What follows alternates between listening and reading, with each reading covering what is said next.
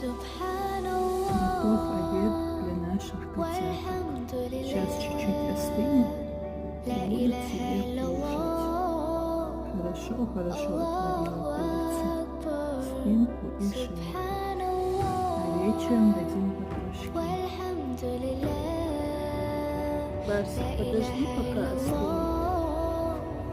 Рыжик, ходова. Белоснежка у нас королева будет кушать отдельно. Подождите чуть-чуть, сейчас остынет Соборби. 5 минут, подождите.